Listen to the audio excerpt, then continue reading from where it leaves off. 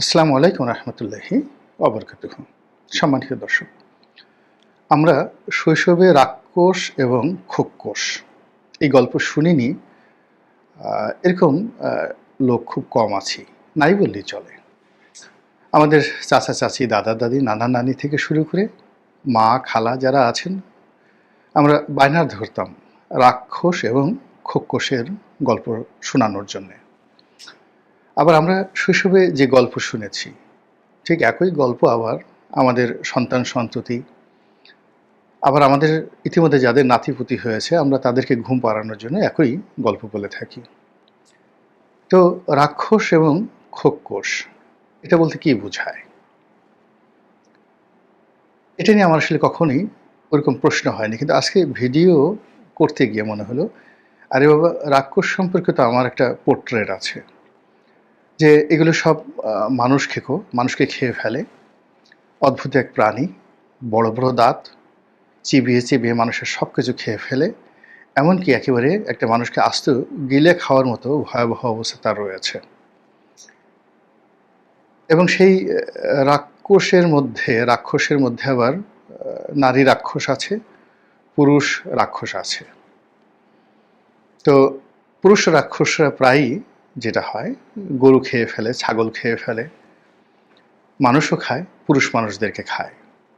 আর নারী রাক্ষসদের ব্যাপার হলো যে এরা মনোহরি, রূপ বদলাতে পারে, এবং এরা বিশেষ করে বড় বড় রাজা বাদশাদের উপর ভর করে। তারপরে রাজার স্ত্রী সেজে, সুন্দরী স্ত্রী সেজে তারা সেই রাজপ্রাসাদে ঢুকে এবং সময় এবং সুযোগ মতো তারা করে কি, রাজপরিবারের যে সকল রাজার প্রিয় পাত্র রয়েছে তাদেরকে খেয়ে ফেলে। রাজার স্ত্রী সন্তান থেকে শুরু করে অনেককে খেয়ে ফেলে এবং সবার শেষে রাজাকেও খেয়ে ফেলে। তো এই কাহিনী আমরা 19-20 করে মোটামুটি একই কায়দায় শুনে আসছি শৈশব থেকে আজ অবধি। কিন্তু আজকের এই ভিডিও করতে গিয়ে আমার কাছে মনে হলো যে আসলে রাক্ষস তো বুঝলাম, কিন্তু খোক্কস বা খোক্কস এটা কি? এই প্রশ্নটা আমি নিজে কখনো করিনি। এ কি রাক্ষসের স্ত্রী, রাক্ষসের ছোট ভাই, নাকি রাক্ষসের পাইক পেয়াদা? খোক্কস বলতে আসলে কি বোঝায়? এনিওয়ে, এটা নিয়ে যেহেতু শৈশবে কখনো প্রশ্ন হয়নি, আমরা রাক্ষস এবং খোক্কস এই দুটো শব্দমালাকে একত্রে ব্যবহার করেছি ভয়াবহ কিছু একটা বোঝানোর জন্য। ওই পর্যায়ে থাকুক। এখন রাজনীতির সঙ্গে রাক্ষস এবং খোক্কসের যে গল্পীয় চরিত্র, সাহিত্যের যে চরিত্র, তার সঙ্গে কি সম্পর্ক রয়েছে সেটা নিয়ে আলোচনা করে মূলত আজকের যে বিষয়টি আলোচনা করব তা হলো, একটি দেশে যখন স্বৈরাচারী ব্যবস্থা গড়ে ওঠে, রাতারাতি কি সেই স্বৈরাচারী ব্যবস্থাটি রহিত করা সম্ভব? 2 নম্বর হলো যে সমাজের এমন কি আবর্তন হয়, বিবর্তন হয়, যে সেখানে এক জালেম যায় আর এক জালেম আসে, এক চাঁদাবাজ যায় আর এক চাঁদাবাজ আসে, এক জাহেল যায় আর এক জাহেল আসে। এই যে শত বছরের যে একটা চক্র, এই চক্রের মধ্যে আমরা কেন যে আমরা স্বপ্ন যে দেখি, যে রাজাকে নিয়ে, যে বাদশাকে নিয়ে, যে খলিফাকে নিয়ে, যে নেতাকে নিয়ে, তারা কেন আসেন না? আমার এই জীবন তো চলে গেল, আমি তো শুধু হযরত আলী রাদিয়াল্লাহু তাআলা আনহুর গল্প শুনে আসছি, তার ন্যায় বিচারের, তার জ্ঞান এবং গরিমার। আমার রাজাদের কেন এত জ্ঞান হয় না? এরা কেন এত বোকা হয়? আমি যে গল্প শুনে এসেছি, জনকল্যাণে বাশা হারুন আর রশিদ, প্রজা পালনে বাশা হারুন আর রশিদ, জ্ঞান বিজ্ঞানে সেই খলিফা আল মামুন। তো আমার এই বাংলায় কেন মামুন আসেন না? এই বাংলায় কেন হারুন আর রশিদ হয় না? কেন সুলতান সুলেমান হয় না? কেন হযরত উমর হয় না? কি দোষ এই বাংলার? আমি এ যুগে বসবাস করছি, আমারও তো বয়স প্রায় 60 বছর হতে চলল। না হয় আমি পাপী মানুষ, কিন্তু আমার বাবা, আমি সাক্ষ্য দিচ্ছি, তিনি তো পাপী ছিলেন না। আমার দেখা জীবনের শ্রেষ্ঠতম মানুষ আমার বাবা। এই পৃথিবীর বহু রাজা দেখেছি, বহু বাদশা দেখেছি, মন্ত্রী, এমপি, সিনেটর, কংগ্রেসম্যান, সারা দুনিয়াতে দেখেছি। রাজাধিরাজ, সম্রাট, তাদেরকে দেখেছি, তাদের রাজপ্রাসাদে দেখেছি। এই যুগে তাদের বাসভবনে দেখেছি, আবার প্রান্তিক জনগোষ্ঠীর সাধারণ মানুষ থেকে শুরু করে পৃথিবীর সবচেয়ে অবহেলিত দরিদ্র এবং যাকে বলা হয় ইমান হারা মানুষদেরকে দেখেছি এই বাংলায়।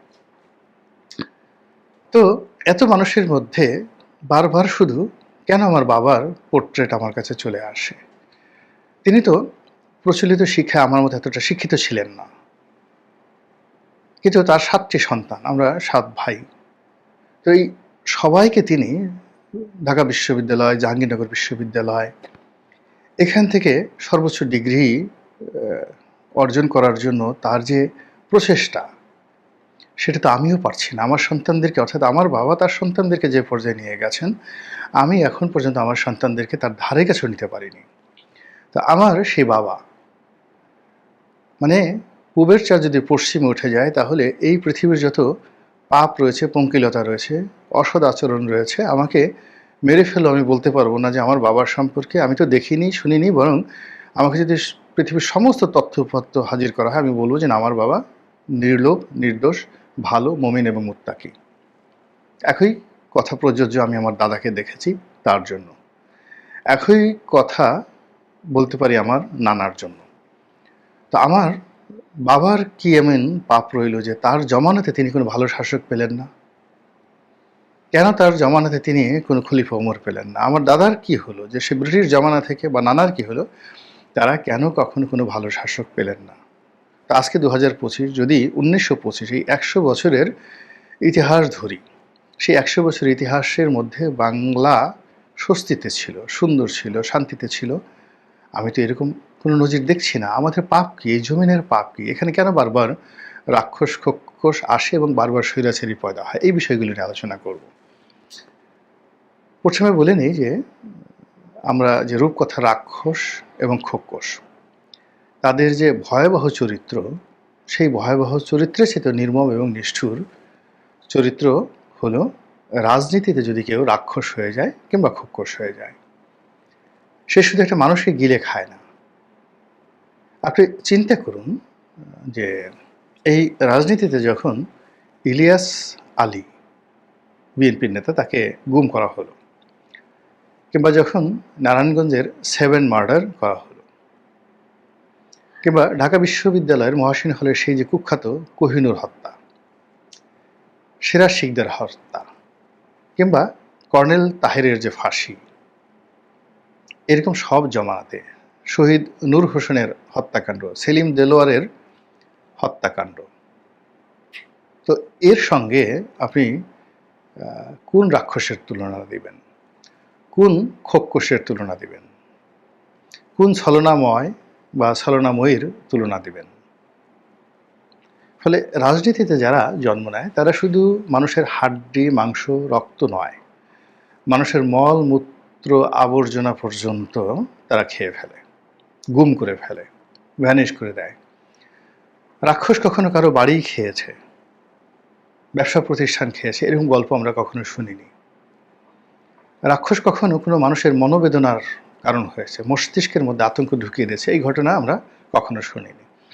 রাক্ষস জাস্ট একটা মানুষকে ধরে, তারপর শেষে তাকে খেয়ে ফেলে। ওই সময়টুকু আমরা যেভাবে একটা গরু ছাগল খাই, মুরগি খাই, মুরগি বুঝতে পারে না, গরু ছাগল বুঝতে পারে না, অলনে ছাড়েন, আমরা ধরে জবাই করে তাকে খেয়ে ফেলি 2 থেকে 3 মিনিটের মধ্যে কেল্লা ফতে। তো রূপকথার যে রাক্ষস, সেই রূপকথার রাক্ষস আমাদেরকে ধরে, গলা টিপে মেরে ফেলে, অথবা আমাদের বুকে তার যে নখ, তারপরে শেষে তার যে থাবা, এটা বসিয়ে দিয়ে কখনো কখনো সিরিঞ্জে যেভাবে রক্ত শুষে নেয়, ভ্যাম্পারের যে আমরা গল্প পড়ি, ঠিক ওরকম আমাদের রক্ত শুষে নেয়, তারপর আমাদেরকে মজা করে তারা খেয়ে ফেলে। এই কাজগুলো করতে, মানে খেতে হয়তো তার একটু সময় নেয়, কিন্তু আমাদের মারতে তাদের আসলে 4-5 মিনিটের বেশি সময় লাগে না, এভাবে গল্পে বর্ণনা করা হয়েছে। কিন্তু কোনো একটা রাক্ষস কাউকে মনের কষ্ট দিয়েছে, কাউকে বঞ্চিত করেছে, কারো স্ত্রী ধরে নিয়ে গেছে, কন্যাকে ধরে নিয়ে গেছে, ধর্ষণ করেছে, তারপর কারো অর্থ সম্পদ লুট করেছে, কারো বাড়িঘর থেকে উচ্ছেদ করেছে, কারো বিরুদ্ধে মিথ্যা মামলা দিয়েছে, কারো বিরুদ্ধে অপবাদ দিয়েছে, কারো চরিত্র হনন করেছে, ক্যারেক্টার অ্যাসাসিনেশন করেছে। এরকম ঘটনা রাক্ষস খোক্ষসের ইতিহাসে নেই। কিন্তু রাজনীতিতে যে সকল স্বৈরাচারী রাক্ষস খোক্ষস তৈরি হয়, তারা সবাই জলে, স্থলে, অন্তরিক্ষে, অর্থাৎ একটা মানুষকে প্রাণে মারার জন্যে, শরীরে তারা আঘাত দেওয়ার জন্য, তাকে লাঞ্ছিত অপমানিত করার জন্য, তার মনে কষ্ট দেওয়ার জন্য, তারপর তার মস্তিষ্কের মধ্যে বেদনা সৃষ্টি করার জন্য যা যা করা দরকার, যেগুলো পৃথিবীর কোনো ইবলিস, কোনো মানে অসভ্য প্রাণী যে কাজগুলো করতে পারে না, সেই কাজগুলো রাজনীতির রাক্ষস এবং খোকসরা অনায়াসে হাসি মুখে করে ফেলে। একদিকে হাসছে আর একদিকে অপকর্ম তারা করে যাচ্ছে। একদিকে টুপি পরে তারা মানে দাড়ি টুপি রাখছে, তারপর শেষে তারা গরিবের মানে বন্ধু সাজার ভান করছে, কিন্তু অন্যদিকে একেবারে সিরিঞ্জ দিয়ে পুরো রক্ত শুষে নিচ্ছে। এগুলো তাদের অবস্থা। দ্বিতীয়ত হলো তারা এই মানুষের যে শরীরের যেটা শরীর, মন এবং মস্তিষ্ক, এই তিনটি অঙ্গ বাইরে গিয়ে পরিবারের সদস্যের উপর আক্রমণ করে, যেটা অন্যান্য রাক্ষস খোকস করে না। তারপর তারা কি করে, সহায় সম্পত্তি, বাড়ি গাড়ি, তারপরে শেষে শিল্প কল কারখানা থেকে শুরু করে সব কিছু একেবারে তছনছ করে ছেড়ে দেয়, মাটির সঙ্গে মিশিয়ে দেয়, আগুন ধরিয়ে দেয়। এই কাজগুলো কখনো রাক্ষস খোকস করে না। রাক্ষস কখনো ব্যাংক ডাকাতি করে না, আপনার অ্যাকাউন্টের টাকা নিয়ে যায় না। সেন্ট্রাল ব্যাংকে কোনোদিন কোনো রাক্ষস আক্রমণ করে সেন্ট্রাল রিজার্ভ থেকে টাকা চুরি করে নিয়ে গেছে, এই কাজ কখনো তারা করে না। কোর্ট কাছারিতে গিয়ে রাক্ষস কখনো বিচারককে হামলা করে না, হুমকি দেয় না। কিন্তু রাজনীতির রাক্ষস খোকসদের কাছে এগুলো সব চা নাস্তা। এই গেল এক। 2 নম্বরে যদি আপনি ধরেন যে এই রাক্ষস খোকস, রাজনীতির যে রাক্ষস খোকস বারবার কেন বিশেষ দেশে পয়দা হয়, যেমন আফ্রিকার দেশে তৈরি হয়, আমাদের এই বাংলাদেশে তৈরি হয়, পাকিস্তানে তৈরি হয়, এই রাক্ষস খোকস কেন ইউরোপ আমেরিকাতে তৈরি হয় না, ইভেন মধ্যপ্রাচ্য তৈরি হয় না? সেখানে আপনি দেখুন একজন কর্নেল গাদ্দাফি, একজন সাদ্দাম হোসেন, মানে তাদেরকে স্বৈরাচারী বলা হয়, কিংবা রেজা শাহ পাহলভি বলা হয়, কিন্তু তাদের শিক্ষা দীক্ষা, নৈতিক মান, যোগ্যতা এবং তারা তাদের দেশ এবং জাতিকে উন্নয়নের এমন একটা জায়গাতে নিয়ে গেছেন যে তাদের সেই যে স্বৈরাচারী চরিত্র, এগুলো তাদের মানবিকতা, দেশ জাতির উন্নয়ন, তারপরে শেষে তাদের ভালো মানুষই সব কিছুর দ্বারা এমনভাবে ধামাচাপা পড়ে যায় যে আজকের এই দুনিয়াতে সাদ্দাম হোসেন বা গাদ্দাফির বিরুদ্ধে না লিবিয়াতে, না ইরাকে, না আমাদের এই দেশে নেতিবাচক কোনো কিছু বলার সাধ্য কারণ নেই। আমরা মনে করছি যে তারা মজলুম, তাদেরকে সেই অত্যাচার করা হয়েছে। কিন্তু আমাদের দেশে কি? আমাদের দেশে একজন যায় তো আরেকজন আসে, যে যায় তার চেয়ে পরেরটা আরও বেশি শয়তান হয়ে যায়। আমরা একটা মানে যাকে বলেন বাঘ তাড়িয়ে নেকড়ে নিয়ে আসি ঘরের মধ্যে, আমরা ভাল্লুক তাড়িয়ে শুয়োর নিয়ে আসি ঘরের মধ্যে, বা আমরা নিয়ে আসি না, মানে আমরা মানে চারিদিক থেকে যখন তাড়া করি, বাঘ যদি ঘরের মধ্যে থাকে সে পালিয়ে যায়, আর পিছনের দরজা দিয়ে শুয়োর ঢুকে যায়, পিছনের দরজা দিয়ে সেই গন্ডার ঢুকে যায়, পিছনের দরজা দিয়ে সেই হায়না ঢুকে যায়।